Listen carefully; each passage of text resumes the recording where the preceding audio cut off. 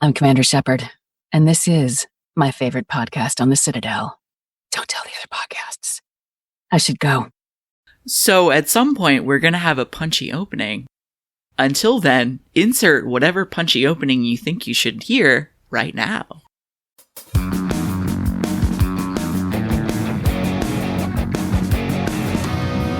Is it any wonder why we're still going on and on and on? Does anybody ever ask what happened to that one we took? And if we get older, well, you know that's just fine. I could be 100 and I'll still be talking like a teen. Hi, you're listening to Talking Like a Teen, the podcast where we have a tendency to rush back into our past. The last time we spoke, it wasn't intentional, but I think we kind of bummed each other out when talking about No Doubt's Rocksteady. Yeah. We dug deep on that one, and I think we went some places that we didn't intend to go, and it was cool, but a little bleak. No, I didn't expect to contend with, race relations and whatnot. But hey, conversations are conversations. Absolutely, but I think it was a valid one, because I really did think about that a lot and listening back to that album, and I think that's the thing that bugged me for a long time, but I couldn't quite articulate it, so I think that's really what it was, more so than the music. We haven't necessarily said everything that we need to say about that album, but I don't want to talk about it anymore. It bums me out.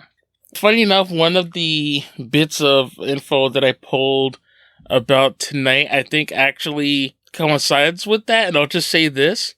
We're going to be talking about garbage. Specifically, Beautifulgarbage. Prior to that, though, at one point, Garbage joined No Doubt as a supporting act from when they were promoting the Rocksteady album for a co-headlining trek around the U.S. Where was I? I don't know, and here's the great part, which is the why the fuck wasn't I there? The supporting act for that co-headlining tour, the Distillers. What? Yeah, somehow No Doubt, Garbage, and the Distillers were trekking across grand old United States of America, and somehow I missed it. I am so angry with old me. Yeah. Holy shit. When was this? Oh god, is there a time for that? Hold on. Let's see. This album came out in 2001. Rocksteady was 03? Rocksteady was 2002, so it had to have been within at least a year. Distillers kind of came out big 2002. So, it's not like I was too young to go to concerts. And there's this picture of Brody, Shirley, and Gwen, and I'm like, oh my god, like, this is the holy triumvirate of, like, the early 2000s. We need a time machine. Get on it. Oh, these pictures are amazing. Somehow I stumbled on, now I'm on, like, a click hole in Pinterest, but these pictures of Shirley and Brody, like, why was there never an album made with these three? Or at least a single, something. Do you remember the Ben's LP? It was Ben Folds, Ben Keller, and another Ben. Oh my god, Ben Keller. Shit. No, I don't remember this. It's real good if you want to go back and, revel in some, mid-2000s goodness. Ben Keller, that was a star that I thought would never stop rising. It was Ben Lee. Who else is Ben Lee? I don't really know any of his music outside of this LP, but it was really good. I enjoyed it immensely. I would have been on that tour if or not performing on that tour. I would have been attending a show on that tour if I knew that was even a thing. I'm going to blame it on the lack of internet. Yes. We didn't know things were happening. We didn't even know of each other prior to the internet. So again, it really is the internet's fault. Because there was no way I could, send you a message on, AIM and be like, oh, hey, guess who's touring together? Right. And then me. Okay, well, I'm going to scrape together every last dime that I have and purchase a ticket. Don't even worry about it. Which, before we even get into Beautifulgarbage, can we just take a couple of minutes to just internally scream about Captain Marvel? So, you and I decided that we were going to talk about this album. And I listened to this album almost nonstop for a week and a half. It was basically this album and the Captain Marvel soundtrack back to back all the fucking time. So I've been living in the late 90s. It is a great place and everyone should come join me. I think I never left. I think if I'm being really real, I do dip into the new stuff and I'll get on my hipster bullshit. But deep down, I've never left the late 90s, early 2000s. Oh my gosh, sorry, I'm still looking at pictures of this tour, and this is so cool. No, I think there is a giant hipster chunk of me that will always be kind of stuck in 2008, 2009, because that's like my peak indie shit, but the 90s are great. So peak indie shit, Ashley, what are we listening to? Passion Pit was my shit before they got big. Arcade Fire was my shit. Oh, so in other words, I apologize for that thing I sent you the other day. I'm sorry. No, it's fine. No, that's actually really fucked up to do to a friend. That's really messed up. Just like all of it. Okay, what's crazy is like it's a ton of bands that like play on like top 40 alternative radio now. Where my mom's like, I heard this really cool song by the Cold War Kids. You know who they are? And I'm like, yeah, from high school. Why do you know who they are? Because they do soundtracks for Dumbo. No, I guess. I'm just assuming everybody's on this. Like, basically, everybody who loved from, like, the late 2000s is now on that. That movie looks like the stuff of nightmares. Oh, by the way, I'm totally going to send this pic to you. I know you said that your phone was off, but you need to see this. Oh, my God. Look, Gwen looks like Gwen. And Brody was like, this is essentially like those two people you knew in high school that were like totally into two different things, but didn't meet up later on. And they're actually like really cool with each other. I wish there wasn't 17,000 watermarks all over it. Sorry. And not for nothing. I love that. Like, I love that. Like, in all of this, though, is Shirley, she really does bridge the gap between these two rather polarizing musical figures. Oh, 100%.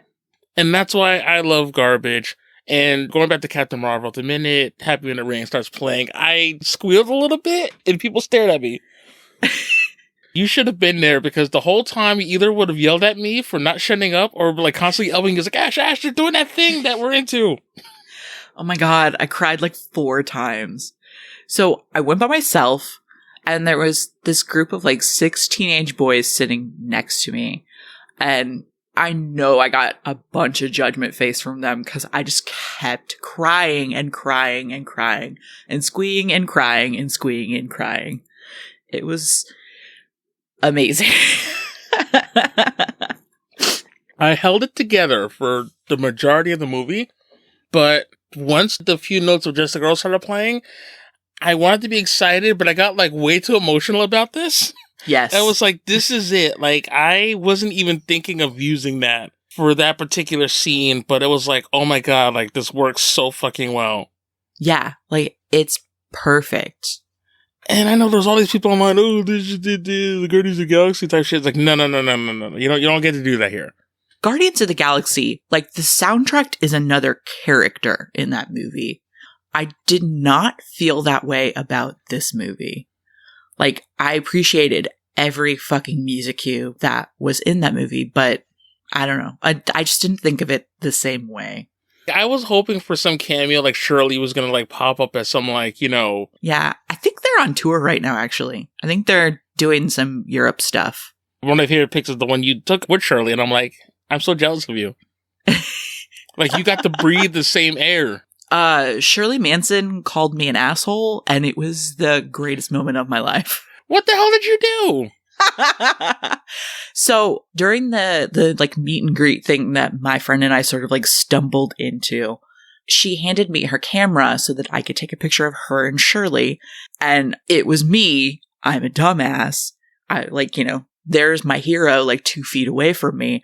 So I'm just like looking at this camera like it's a brick and I don't know how to use it. And I almost drop it. And Shirley's like, if you drop your friend's camera, you might be an asshole. So probably don't do that. And I just like giggled like a moron and took the picture. That's an awesome story. So yeah, I really forgot a lot about not only the album itself, but what was going on at the time. And I don't mean just in terms of nationally, I just mean even personally. I bought that album, let's see, I bought a bunch of stuff. Okay, here's the list. Bush's Golden State. Nice. And also, what was the other album? Morning View. Incubus? Yep. And I just remember listening to all those albums going, none of this sounds like the other band's previous stuff. I feel weird. But this album, like, I listened to that so heavily. And then for a time, I didn't, even with the later albums coming out. And I forgot so much. And it was, like, weird. Like, it kind of came rushing back hardcore. I got, like, super emotional listening to this crap. Aw, that's so sweet. Because it's so good. Like, I forgot It's how so good good. this is. Like, I used Yeah. to think it was, like, if you were to think of the first 3 albums as a trilogy, like, I honestly thought this one was, like, at the time, maybe the weakest, but really, like, I would dare to say, if we're talking strictly musically, it's definitely a better album than version 2.0. Version 2.0 feels very micromanaged and choreographed to me. And those words may sound negative, but I don't mean them negatively. Like, every detail down to the last, like, beep and boop in whatever is there for a reason. And I feel like with Beautifulgarbage, a lot of it is just more simple. And it sort of allows the album to breathe a little bit. So it's not as exhausting to listen to. Which, again, sounds negative, but it's not. Like, version 2.0 just sort of requires more of your attention, I think. I agree. It seems like everybody just sort of let their hair down and just existed. Right. I have never been in a band, but I can imagine when you make an album as iconic as the self-titled was, the pressure to follow that up and to surpass all and any expectations must be nerve-wracking. Absolutely. So then to come into this album having won that battle, because how many bands and artists were swallowed by their second effort? To even have that freedom is a blessing, because not everybody does, and it shows. Because Shirley, vocally, she's hitting ranges that you didn't, honestly, you got glimpses of with the first 2 albums, but here it's like, oh my god, like, she's belting. I, again, took like 8 pages of notes because I'm that person. There are several points where I wrote down, like, Shirley is exploring higher registers, and it's awesome, and I love it. Okay, so shut your mouth. Shut your mouth. I was gonna say, like, I did. Garbage always pulls these bangers for their first track. Yes. So one of these times that we get together and do this, I want to talk about putting together an album with you, because I have some thoughts and opinions on how to do that. And I don't think a lot of bands know how to do it properly. I was just talking about this very same thing today. But I think this album is structured okay. There are some things that I would change, and that's more towards the back end of the album. So the guitar bit in the beginning of the song fucking rules. And I don't know a lot about, like, guitar tech, but if you go on Wikipedia and you read about this song, they explain completely, like, how they managed to get that, like, super grimy guitar riff in the beginning. And then they, like, pump it through a pedal and pump the pedal through something else. It was, like, super bonkers. I'm not even going to try to explain it to you. Just Wikipedia is your friend, do it. They did a bunch of effects on her vocals in this song, which I also really enjoyed. It's a bunch of stuff on Pro Tools. I feel like you don't hear her accent very often, but her accent, like, peeks out in a couple of spots in this song, and every single time it just, like, makes me, like, squeak like a little girl. Right? Every single time, like a little girl, where I'm just like, you're so adorable. I just want to pinch your little cheeks. And then she's gonna curse you the fuck out. Yeah, and then she's gonna call me an asshole. It's gonna be Again. great. I like this song as like a thesis statement for this album, because, like, the message of the song lyrically is basically like, everybody's got their own sort of timeline, their own calendar, and their own list of shit to do to, like, get done. Not everybody follows the same thing. And I think it's a really strong message to sort of put forth at the beginning of the album. This always makes me laugh because you don't really notice it unless you're wearing headphones. In the interlude, when they do that, like, echo effect on shitload, the word shitload, it pans between speakers. It always makes me laugh when I'm wearing headphones. I've never. Wait, I was listening to it today on headphones. How did I never get that effect? Damn it! Now I'm left out. It's super funny. Just like next time, just like listen for it. So many of my notes are just like, I like this. Smiley face. Because they do so much cool shit on this album, like as far as playing with certain things like either guitar tones or time signatures or even just with Shirley's voice. Yes. Like, it's how like some bands, like they'll put in effects and I'm like, you didn't need that there. No. Basically Bush's The Science of Things. I'm sorry. I love that album, but there's sometimes I'm like, all right, did you really need those beeps there? I get it. This is supposed to be electronic, but chill out, Gavin. I know you just got this thing today, but we don't all have to use all the buttons at once. Relax. Exactly. And especially around this time when like Pro Tools and GarageBand were sort of raising to prominence, like bands were just using like filters and different effects because they were there and because they could. Just because you can doesn't mean you should. Jeff Goldblum, that shit. I feel like that soundbite should be the intro for so many bands' albums. Like, even in my own playlist, like, I may just do that. For albums that I know where they do too much shit, if I could just isolate that audio or just put it in a mix. Just like mix it in quietly underneath like subliminal messages. Yeah, exactly. And I'm not going to tell people, just make the mix CD. And it's like, why do you all of a sudden give me mix CDs? And who still does this? Like, just listen. There's no other way to do this. But shit. Now I got to actually pull up the track listing because I forgot because I think Androgyny was the next one. Yes. The bass line in that song I really like. It's like you only really hear it during the verses. Because during the chorus, everything is kind of turned up to 11. But you can hear the bass line during the verses, and it's really funky, and it sounds really cool. It's like one of those like things that you don't really notice, but it just sort of adds to like the playfulness of the song. And like the song is very playful. I have Free Your Mind written in all capital letters. I'm not really sure why. As in like the In Vogue song? No, like as in like that's a lyric from this song, but I don't remember why I wrote it in all capitals. We kind of touched on this a little bit with the No Doubt stuff about revisiting certain lyrics and themes at different times in your life and coming to sort of different conclusions as to what they meant or just my interpretation. But it always goes back to this thought I've always just had is Shirley was always ahead of her time and talking about shit that bands wouldn't touch. Yeah, I'm just going to talk about this, and I don't care how uncomfortable you are. I have shit that I need to say.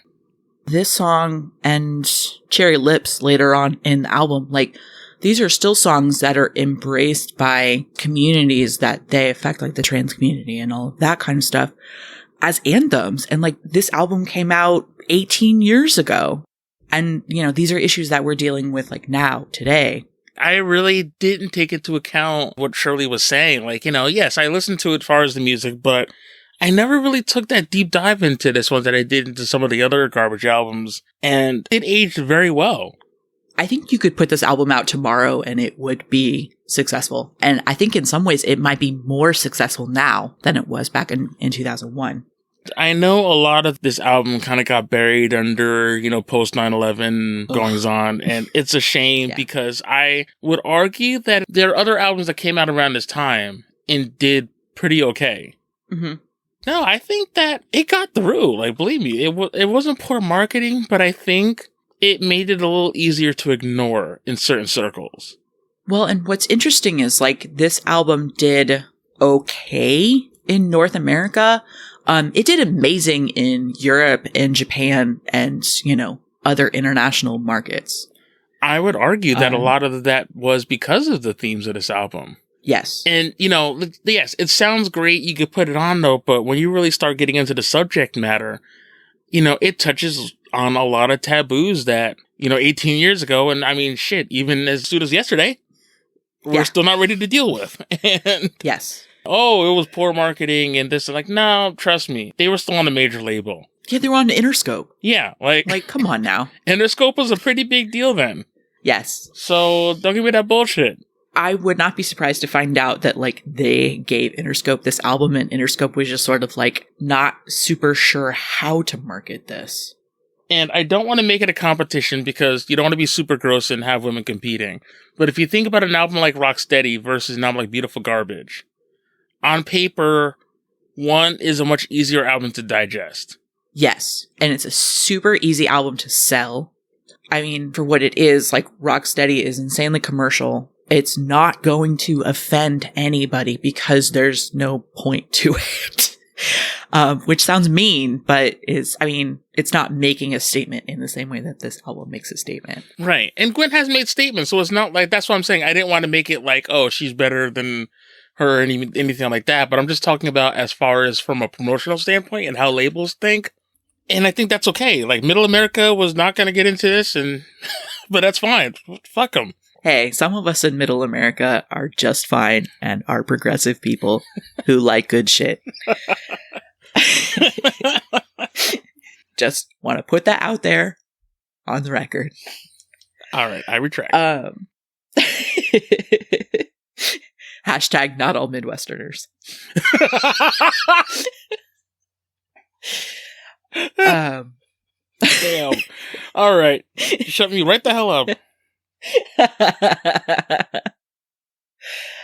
So, out of all the things in the world I didn't know that I needed until I had it, I didn't know that I needed Garbage doing like a 60s girl group style song. And now I wish that there was a whole album that existed of that. Yes. Like, seriously, give me a whole album that is just sort of influenced and just sounds like Can't Cry These Tears, because that song fucking bangs. It's so good. So good.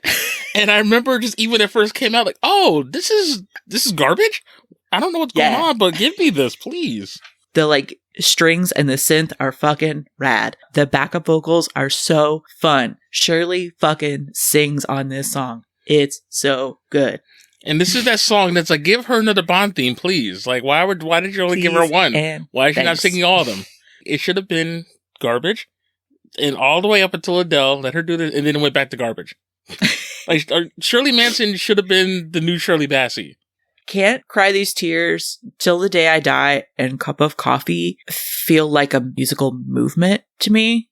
They all sort of deal with the idea of like romantic obsession. Can't Cry These Tears is sort of like mostly harmless, but at the end that like it's time to settle the score. When she says that like that last final line, it sounds fucking sinister as shit. And then like Till the Day I Die, it feels like the relationship is going fine until it's like declining and definitely, starting to become super problematic. And then you get towards the end of that song where she's like singing farewell over the chorus. And then it sort of like bleeds into Cup of Coffee where the dude is like, yo, I can't do this anymore because you are fucking nuts. And then she's singing about like smoking his cigarettes and not eating enough and like stalking him. Like, these three songs together are so fucking good. I love them. Shirley was always great at that. Because, not for nothing, how many songs did men do for years about the same subject? And it was always seen as sweet. Like, fucking Police. Like, they all be watching you sung at, like, fucking weddings. When Shirley did it, though, it was like, you didn't get that. I mean, Number One Crush alone, like, my God. I don't want to say it's my favorite, but I think I might have to say that, like, Cup of Coffee is my favorite song on this album. Interesting. There's a fucking theremin in the beginning and the end. Like, what are we even doing? Once you start throwing theremins in, I think that's essentially when it's like, well, fuck. And it fucking bangs. It's so good. This is another song that's kind of fun to listen to with headphones because you can sort of hear there's a lot of, like, instrumentation stuff that's like mixed really low, like below the vocals that you can hear with that, but you don't really notice it like listening to it in the car or whatever. My notes, quote, no, of course we can't be friends. Me, your self-awareness does you credit.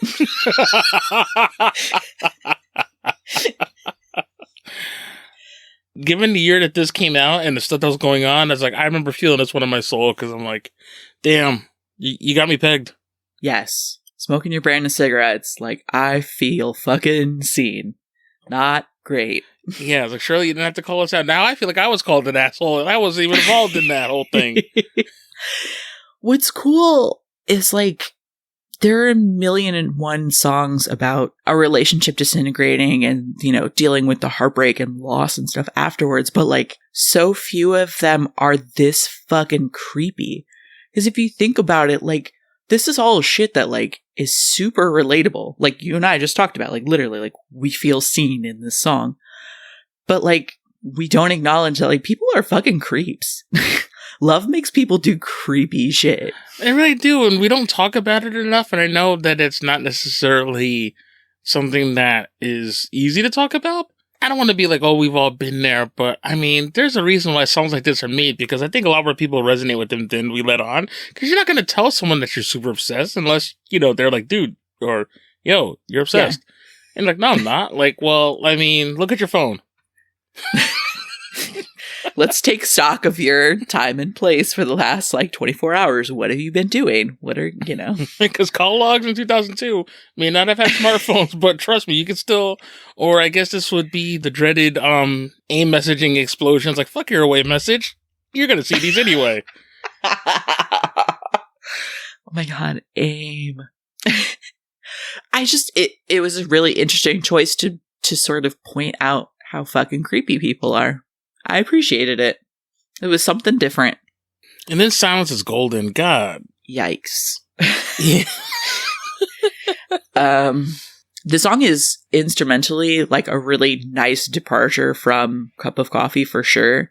Like that heavy guitar is really great. Her vocal performance is probably the best on this song in like capturing the emotion of it. Because like this song is about sexual abuse. Yeah, this was a rough one to listen to. Yeah.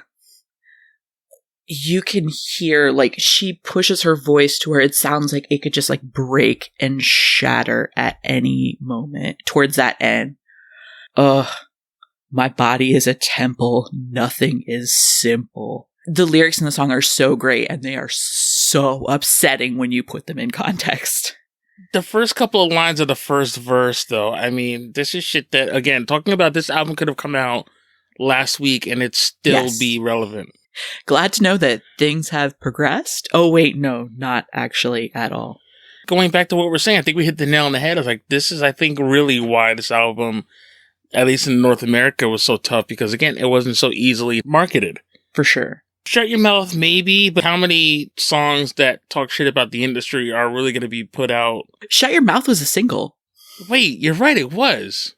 Yeah, Shut Your Mouth was a single.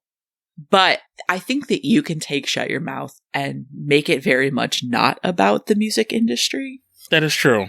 I may have completely misunderstood this, but from what I read, Cherry Lips was released as a single internationally, but not in North America. Again, why am I not surprised? Breaking Up the Girl was the single that they used instead. Which is interesting. Breaking Up the Girl is one of my least favorite songs off this album. Oh, come on, but that chorus is so good. The chorus is good. Literally, the first note I have here is meh, the song is fine. Oh, this might be the boo this podcast, boo. Bring Up the Girl is so good. Every time I see this title, I think it's a Red Hot Chili Pepper cover, and it's not. But they should just go ahead and cover that song because it would be badass. That's actually borderline problematic. No. How dare you? Wow. I apparently was in a mood at this point in my note-taking experience because that's literally the only note I have about this song. You know what, though? I didn't necessarily say you're wrong, but I don't think I've ever actually heard the take regarding the song. I thought it was a unanimous decision that, you know, the song ripped. I'll say this, though. The introduction is a little weird. The intro to, like, the verses, I don't think works as well compared to the rest of the song. It's a little misleading. This song, to me, feels like the record people went to Garbage and they're like, we need something that kind of is middle of the road and sounds like a single. Can you do that? And they said, yes, of course. And then they gave them this. But I think it's like, okay, they gave them this musically, but I think that's why the song is still important because I can see that happening. But even then, Shirley wasn't going to let that go and just give him a throwaway. Like, she still had to say something. For sure. I don't know if she ever hears this. Like, you're all wrong. Like, none of this is... I just want Garbage to do my Red Hot Chili Peppers cover, and then I can be done with it. Damn, I'm never going to not think about this now. You've ruined the song for me. You are welcome. But Cherry Lips. Yeah, I was going to say, we skipped one of the best songs on this album. Oh, we didn't skip shit. Oh, we were getting back to that. I might skip the rest of this. No, we had to talk about Parade, but... Yes, we do. If there was like a playlist of my favorite Garbage tracks, this is definitely in the top 5. There are few drops, like bass drops, that make me want to like fuck shit up more than when the guitar and the bass fucking kick in this song. I just want to like dance and destroy shit every time. It's so good. And there's definitely parts of the song that are rougher than others because, you know, it really does go through the entire gamut. But at the end, it's still kind of celebratory in as much of like, yes, it's hard, but it's like, you do you. For sure. And I just love the energy behind this track. I read an interview that Shirley gave where she said, like, this song is the most celebratory and, like, adrenaline pumping song that they had ever made.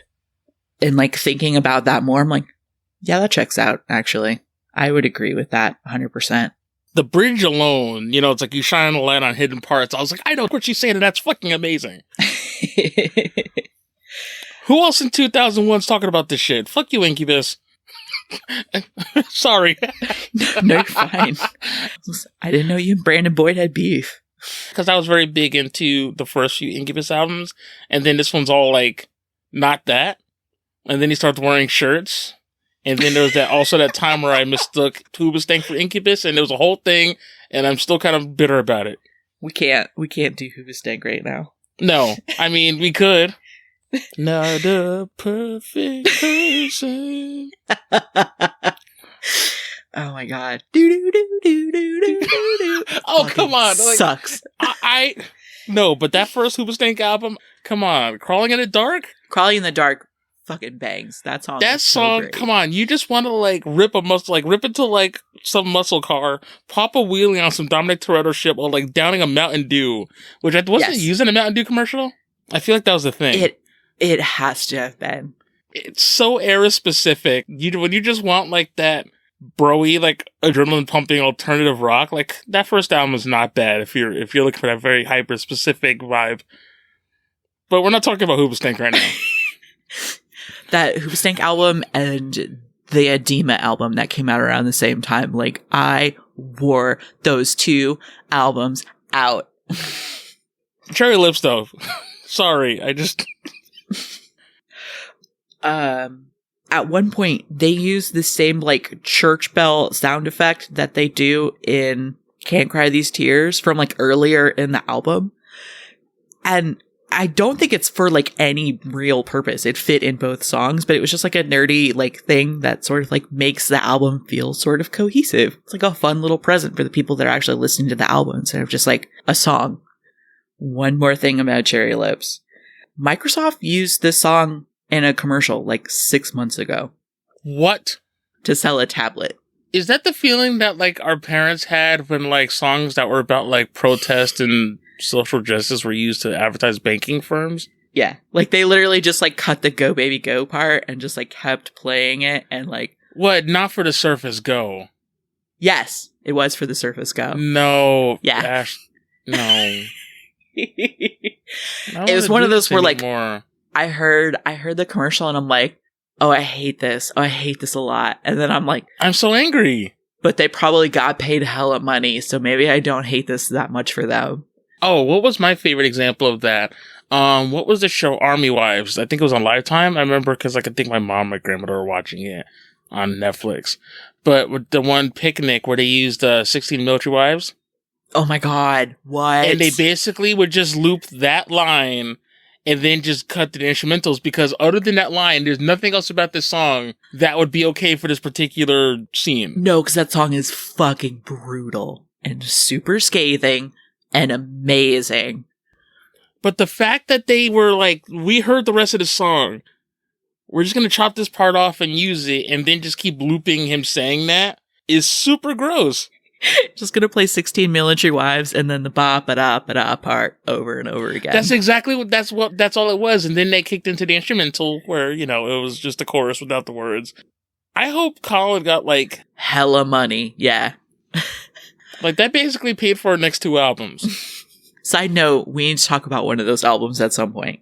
Because the fucking Decemberists are my shit. Do we get to drive you home? I think that's where we're starting now. This is another song. I only wrote one thing. I like when albums end with a song that kind of gives you pause and sort of forces you to reflect. And this song feels like it should be that. And I almost want to move it there.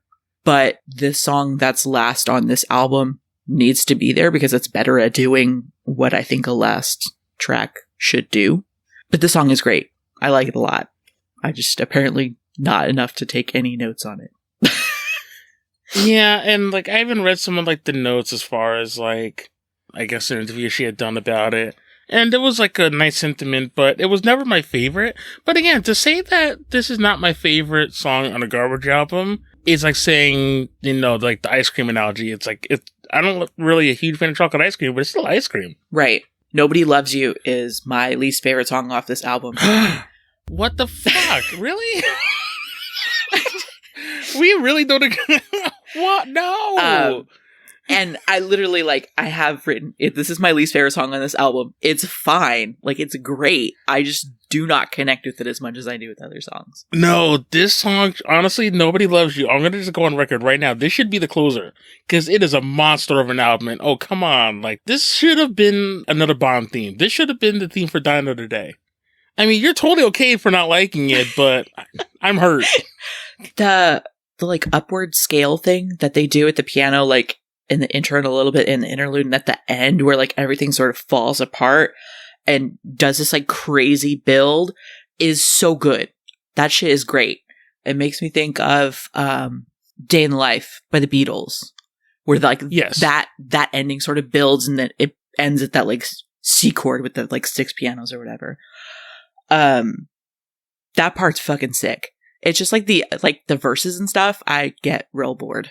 But I think the verses are cool because, and this is something that Garbage always does, you kind of get lulled into this false sense of complacency because you already start building in your mind where you think you know where the song's going to go. Mm-hmm. It's not one of the most dynamic verses or choruses. No, not at all. Until you get towards the closing and then that bridge where all of a sudden it just goes off the wall again, and it's so brilliant because it's all right, this is whatever, and then all of a sudden it just kicks and you're like, holy shit.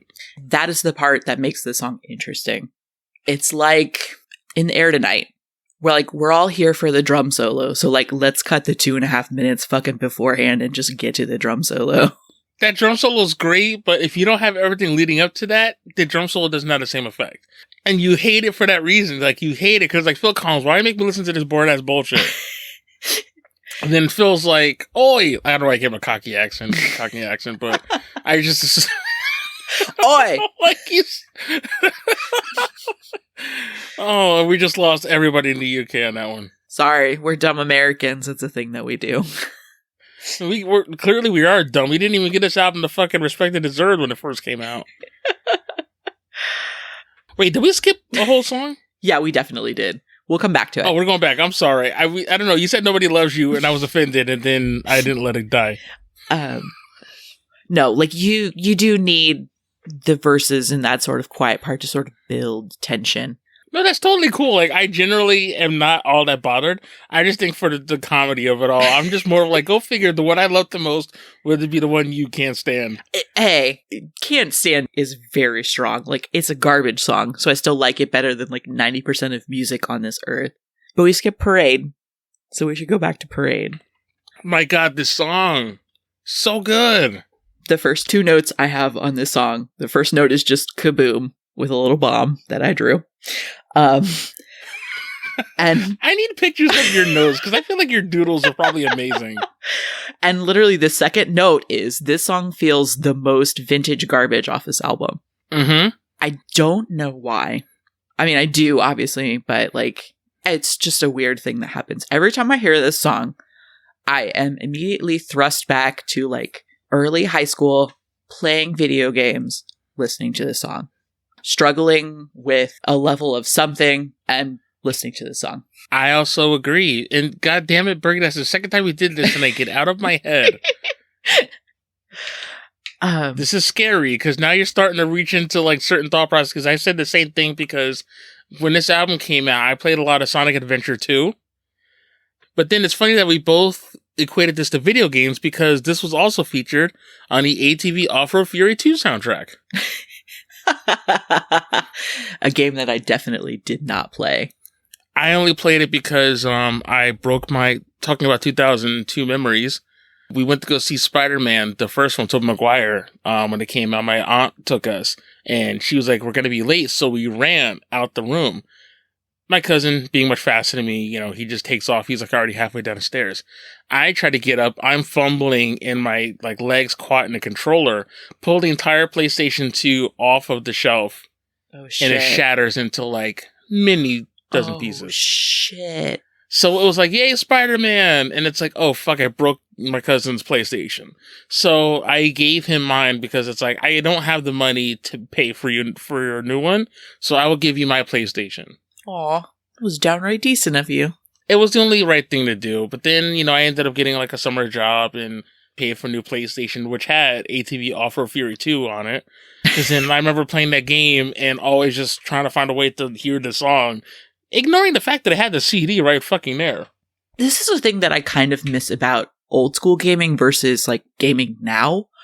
There were so many games back then that you didn't need to hear anything like this because the stories weren't that complex. You could sit there and fucking play Crash Bandicoot or Gran Turismo and mute the games entirely and just listen to whatever the hell you wanted. Yeah, I still do that now, especially with podcasts. So much level grinding during podcasts. I don't do it very often anymore because, I guess most of what I play is fucking ridiculous RPGs. Well, you have Spotify, right? Yeah. Yeah, because you can just play that through the PlayStation, which is what I do. That's right. That is the thing I can do now. Mm-hmm. So I basically just turn off the music in-game and then just play Spotify through the PlayStation. This song, to me, feels like a spiritual sequel to When I Grow Up. Get the frig out of my head, Burgy. Because, when I grow up... your middle name, because this is fucked up. Now you're just creeping into my brain here. Who are you? Because, when I grow up is basically, I'm going to be an adult, I'm going to do stable shit, and it's going to be rad. And Parade is fuck stable shit. We don't need to do stable shit. Just do whatever you feel, that moves you. This song got me an A+ in my religion class. Yeah? Let's go back into Wayback Machine 2002. Went to Catholic school most of my life, with the exception of a 5-month bid public. Didn't last very long. They chewed me up. They knew I was not about that life. I admit that about myself, and now everybody else knows it. But anyway, in high school, we had religion classes. Matter of fact, the one class we had was actually called morality. Interesting. I'm not making this up. So one of the topics was how music influences people to do bad things. This is hard for me because, I don't believe in that shit. Because, of course, the music I listened to was all the wrong shit. Also, fun aside, in that same school, we were doing Dante's Inferno. So basically, we each got a level of hell and got to pick a song for it. It was the first time I got to play Slipknot in high school and they couldn't say anything about it. Oh my god, that's amazing. Oh, and I played one of the weird ones too, off of the first album, which doesn't even have lyrics, it's just sounds at this point. This song was on heavy rotation at the time, and I couldn't, because they're like, oh, what song, could you think of could be a bad influence on somebody? And I'm like, I could have thought of many reasons, but I'm like, well, I really like Garbage. I want to find a way to work this in, but I have no way to do that because I fucking love the song. So basically, with that same message of just, fuck it, let's do whatever we want. Oh, what were the words I used? I can't even remember, but long story short, it was the messages of the song pretty much are a stark contrast to the plan that God has for us, because it's we can't just do whatever we want. Knowing full well, I was just all right, whatever, fucking delete this up. And she's like, oh, this is very observant of you. And I had to hear the song, and it's I'm sure she listened to it. It's this doesn't really sound all that bad. Yeah. But yet they gave me an A+ on it because I bullshit away to write about garbage. Oh, high school was fun. High school was fun. And if by fun you mean the opposite of fun. Oh, yeah, I was being completely facetious. But, I know. but still, the fact that I had to sit there and, like, not only put Shirley's name in the streets in a way that I didn't even believe, it was just like, I'm sorry, like, it hurt more to blaspheme Shirley than it did to blaspheme Jesus. Well, don't tell Jesus that. He'll be upset. I think he's more upset at the fact that you were talking all the shit about nobody loves you. I'm sorry, I'll let it go. Because I was so excited, and she's just like, it's all right. Okay, so Untouchable, I also don't like very much. I think it's in the wrong place on this album. I don't know where you put it, but I think it goes much earlier. I don't think there's a place you could put this where it doesn't hurt the flow, because I would say, if anything, I would put the song maybe after Androgyny. Okay. Or maybe after Till the Day I Die. But it also breaks up, like you said, those series of songs that kind of touch on the same subject. Mm-hmm. I'm not saying this to be mean or anything, but I feel like this song could have been a B-side. For sure. That being said, I really like this song. It's a great song. The chorus fucking bangs. The harmonies are great. With the way that Shirley builds harmonies in most Garbage songs, the main vocal is your sort of your top part, and the harmony builds downward. This song, she actually sort of builds it in a more traditional way, with like the main vocal being the bottom and then the third and the fifth above it. I totally forget like you were in chorus. And I promise not to get like super technical. No, with what are you talking about? Get super technical. I love that. I love when you totally just go into like chorus nerd with songs. I live for that shit. She doesn't do it very often, and I think it sounds really cool in this song. And like that, for me, is sort of the saving grace of it. Is like she does these really interesting things with harmony, but in all reality, they're not that interesting. It's just that she normally does really fucking weird shit. I mean, the lyrics are fucking great too. Like, it's really fucked up. I do not like the whispery bit in the middle. It feels really weird and out of place. But I don't like that stuff. Just kind of in general. I don't love talking in songs. Oh, so in other words, there's an entire era of music where every bridge was all just speaking. Talking. Yeah. So in other words, Ashley hates most like Motown slow jams. I hate the bit where they're talking. But that's the part that means the most, because then you get to look at your significant other. It's like, baby, like, I'm sorry, did you wrong? But these guys singing in the back clearly know that I didn't mean to do it. It just feels so awkward. Like, we're communicating, like, we've chosen to communicate through singing, through melody, and now all of a sudden we're just, like, not doing that. And I don't understand, like, does that make the spoken part more important or less important? Like, I don't know what to do with it.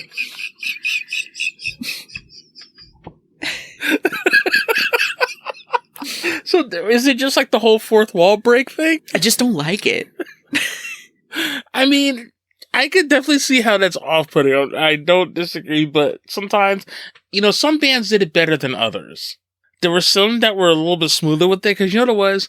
If you had somebody who had vocals, or they just had that way of speaking where it sounds weird, but you know what? It really helps with the song. Mm-hmm. But Shirley's kind of done this before, so it didn't seem too off-putting to me, because it kind of reminded me a little bit of, what was one song from version 2.0, Hammering in My Head? Yeah. Where she kind of gets into that spoken word part? Literally the only band I can think of offhand that it like doesn't upset me is like Boys to Men. And I think it's just because like that dude's voice is so low, it's fucking impressive. I can't even get that. I can't even get that low. No, I literally can't. Ashley, that just sounds creepy. Like, Ashley, I'm going to kill you. Like, no, I can't even. Like, see, I can't like do it on command. Like, I've been told I've done it before, but it can't just be like, oh, you know, clear your throat, and now it just sounds like, hello. See, now I just sound like I'm just hitting on you. I was like, oh, I'm clearly the guy from Boys to Men. I'm sorry. Which, to be fair, like, that's kind of what I don't know his name, but I'm clearly that guy from Boys to Men. He's like trying to drop panties in that part of the song. Like, I get it. Wait, which song? Because there's a few times where he does it where he's trying to like get to a point where they can drop panties again because they're clearly at an impasse in their relationship. Yeah. Because, all right. Baby, I'm so sorry I did you wrong. Like, exactly. I get it. All right. I'm so sorry. Like, I should be dropping panties, not dropping hearts. I made you frown. Let's turn that frown upside down. Panty drop. Bam. Why does yours sound like a weird youth pastor? Like, what? That's me. I don't know. Let's turn that frown upside down. Panty drop. Like, I don't know. Does that work on anybody? I don't know. I'm pretty sure Pat Boone probably did it. Oh my God. Shirley's done it before, but I don't know. It's never been super off-putting. I didn't like it. I didn't like it in Hammer in My Head, and I don't like it. Oh, I love that. Come on. It's a bullet train from Tokyo to Los Angeles. It's fine. I like it better there than I do here. It's still super weird, but I love it. Wow. So. Wait, what's the next song? So Like a Rose. This is the last song on the album. Not a bad track. So, this song came together in 3 hours. Really? From concept to basically recording it. 3 hours. Which sounded super bonkers to me until I listened to this song like 15 times in a row. And everything is really simple. Like, the guitar bit is really simple. The vocals are pretty simple. But there's a lot of stuff. I don't know. I think this song fucking rules. I like it a lot. It's actually not a bad song at all. It's a song that, like I said earlier, I think is a really good way to sort of wrap up an album. Because you wrap up a lot of lyrical themes that have been sort of explored on this album. And musically, like, you give the listener a chance to sort of catch their breath. We've done some really, like, dancey shit before this. And you get some resolution and you get some time to sort of reflect on the musical journey that you've been on over the last 45 minutes. And it's really fucking cool. And the, like, last minute and a half, where it's just sort of, like, ethereal oohing and awing after, like, the main set of lyrics is done is fucking gorgeous.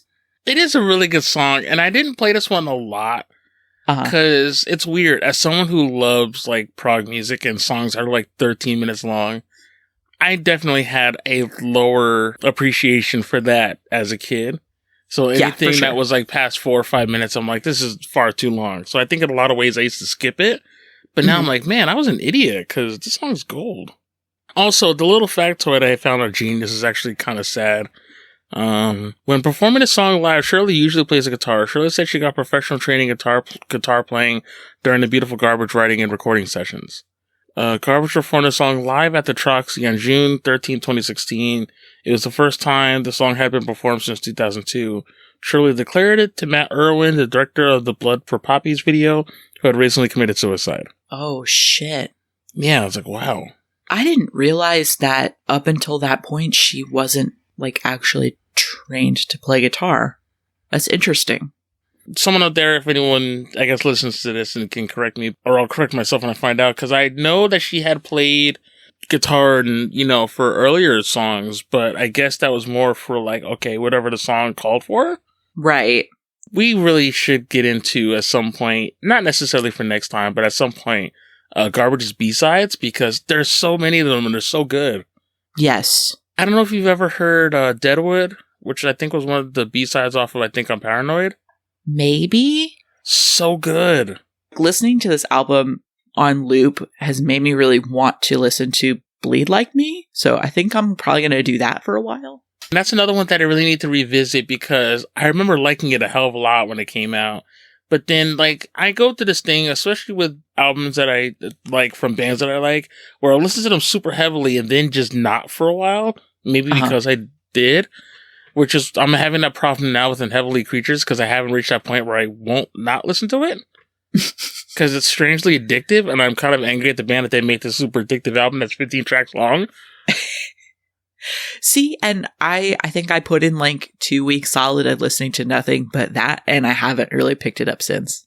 I'm really glad we did this one because, again, I've loved this album. I always have in a weird way. Even though I think when it first came out, I didn't really give it as much appreciation, only because my worldview was a lot different then. This was harder for me than Rocksteady was. Like, you and I talked about this not that long ago. It's so much easier to approach a piece of media and shit on it. And to pick it apart in a really negative way. It's really hard to sort of verbalize what you like about something. Which is why I'm sure when you go back and edit this podcast, it's just going to be like, "This is really good. I really like this," like 1,000 times. And I'm sorry. Because we could have just picked another album that we know we weren't into. And I mean, I don't think we even went into Rocksteady with the intent of crapping on it, because I think I even said it at the one part I remember editing was the fact that I wanted to like it, because maybe at the time there's a lot of stuff that came out and I'm like, oh, this is dumb. And then you pick it up years later and it's like, holy shit, this is great. Yes. I was kind of hoping for that with Rocksteady, but I realized as much as the music of Rocksteady isn't bad, especially where I am now in my life, it's hard to listen to music if it's not saying something. The reason I compared those two albums originally was because both bands had released 2 albums prior that were very personal to them. And this was sort of their foray into something macro instead of micro. Whereas Rocksteady felt kind of like vapid and about nothing. This album still manages to feel like it's saying something. And it was just sort of an interesting, you're not comparing and contrasting them because like they're different and both bands set out to do different things. But like within the realm of sort of like letting go of your own personal bullshit and sort of embracing the bullshit of the world around you, like Gwen chose to dance about it and to get wasted and to visit Caribbean dance halls and shit like that. And Shirley chose to sort of read some super serious books and explore just sort of like common themes within humanity and not necessarily bring it back to her own life. Right. Neither one is wrong. They're both different. It's kind of like people and how they consume their entertainment. Sometimes it's as a means to escape, or sometimes it's a means to reflect on whether it be your own life or just life in general. For sure. Rocksteady, it definitely felt more like escapist fare, which is fine. Sometimes you just need to just kick back and just get goofy for a little bit. But either one, it's like, you don't want to get also so introspective to the point where it's like you almost start wallowing in it. Uh-huh. I just wish that Rocksteady had done maybe a little bit more introspection and not strictly party anthems. I have no qualms with party anthems. That's fine. Again, I think it just didn't feel genuine. Intent is important. And this album feels genuine. It's definitely different than any other Garbage album that has been released to date. But it's still them. There was an interview I was reading Shirley did earlier this year talking about this album. All the band members look upon this album fondly and have, really warm, squishy feelings about it because it's very different and they had fun making it. And I had fun listening to it. And also something I love about Shirley is, or one of the many things, is her willingness to grow along with her listeners. Whether it be learning about herself and also, anytime that she's ever had to battle any of her demons, she has allowed us to see that process. Some bands use music as sort of like a therapist couch. And once they're sort of done processing what it is that they need to process, and they've, gotten better, I'm using giant air quotes with that, their music suffers, their art suffers, because they don't have anything genuine to sort of express. But music doesn't have to be therapy in that way. You don't have to just dump your purse on the counter and be done with it once, you figured everything out. And I think a lot of bands get to the point where they figured their shit out and don't know how to move forward artistically from there. And I am so happy that Shirley seems to be doing really well mentally and the band is still continuing to make really good music. I don't think there's ever been a song where it's like, well, this is just plain awful. Because, Right. they hold themselves to a higher standard than I think a lot of people do. And it's funny, even listening to some of the B-sides, and you're like, why would they leave these off? Some bands will just be like, all right, throw them all on. Fuck it. This album will be 22 tracks long, 311. Sorry, and I'm talking shit, I love Transistor, but when I found out, yeah, this was supposed to be a double album, why not just do that?